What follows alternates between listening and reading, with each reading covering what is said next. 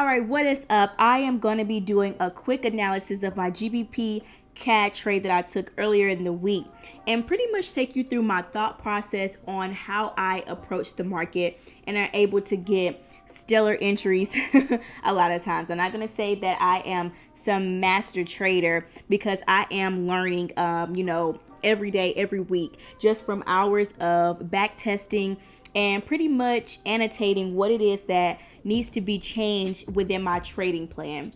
So I was able to secure a nice sale on GBP CAD, and it definitely went 100 plus pips in profit, and it's actually still going. So I was pretty happy about that. Just want to take you through, usually I will do a top-down analysis from the daily time frame, but I'm just going to go straight into the hour time frame because I really want you to see something, right? So right now, what I'm pretty much doing is mapping out and training. I've trained my eyes to see key areas where I'm able to see higher highs and higher lows. Now, I'm just going to show you this illustration here. I'm not an artist, but I try to do the best I can to illustrate what I am about to show you. So, of course, what do we have here? Just a combination of higher highs and higher lows, right? But what, as traders, are we training our eyes to see when it comes to structure changes that happen within the market? We look for prices to, structure to be broken and, a markdown of prices. So we see here in the uptrend, we have markups. And then when structure is broken and we create lower lows and lower highs, we are looking for sell positions, right? So literally with this type of ideology, this is how I was able to secure this, sale that I took. So obviously, doesn't this look a little bit like this chart right here? When we got to this area here, what do you notice that happened, right? We didn't get that push to the upside as we did here when price approached this, the bottom trend line. We actually got a break of structure, retest of the previous support, and a impulse move to the downside. Now I'm going to actually zoom in a little bit here. And what I consider structure is places where price has rejected more than 2 to 3, 4 times, and in those areas I look for what we call support or resistance, of course. So, and sometimes to be a little bit more, precise, I may even go down to going to look at a line chart, just because a majority of the trading is done within the candles. And that is what the line charts are showing us, where the most volume of trading happen, right? So I'll draw a little line there and just pretty much go back and forth between what I want to see. So when I marked up, price was around this area, and I did notice that we were getting a little bit of retracement to the upside. So then that signified, oh, this is it. This is going to be the, trend change that I'm looking for. So after that, just looking at key areas like this, now I want to figure out where is it that I want to possibly get an entry, right?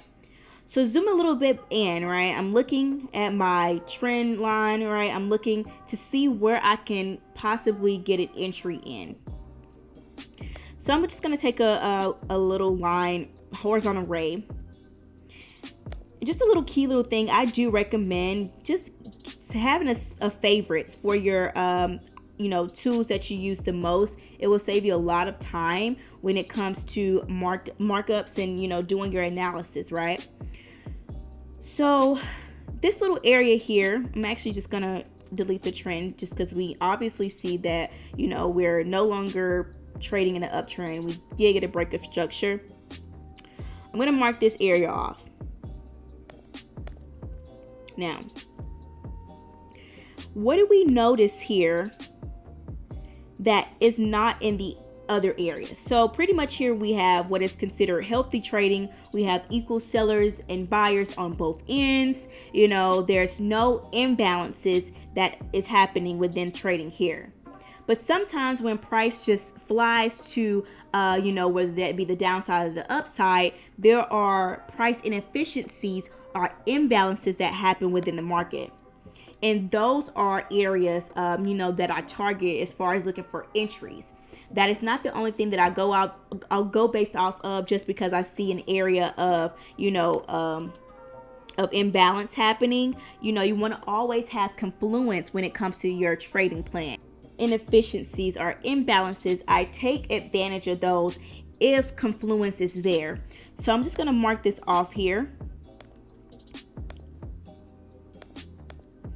And areas like this pretty much take place when there is one-sided trading. So I like to take advantage by understanding that the algorithms there, they are going to look and, they're going to revisit those areas of price inefficiency and then trade further down and continue whatever the trend is. So I was able to get an entry. I was a little late and ended up catching it around this area.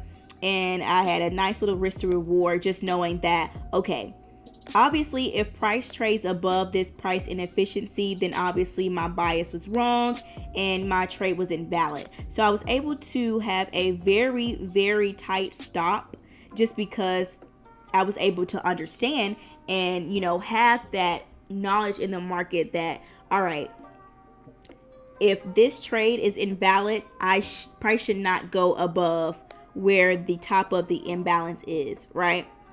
Or the candle, not the imbalance, but the top of the candle.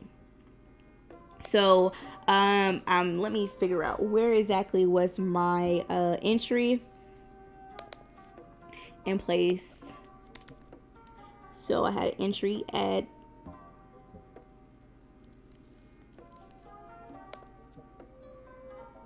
whoops.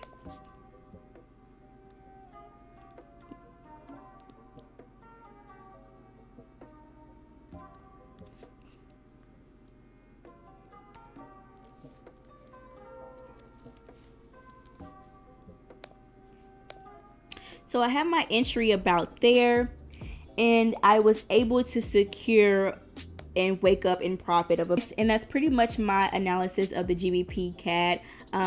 Of course, I'm still expecting price to trade below these lows there and continue our bearish movement.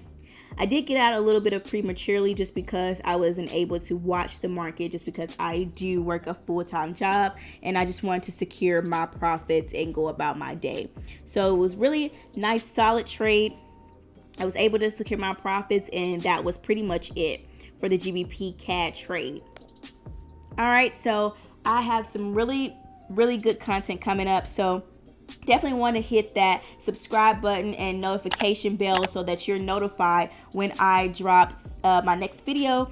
Definitely going to be some really informative information that I feel novice traders are able to gain from. I feel like the way that I trade and the way that I'm going to be sharing my knowledge on this channel, it's going to be very helpful for you all who are starting out as traders.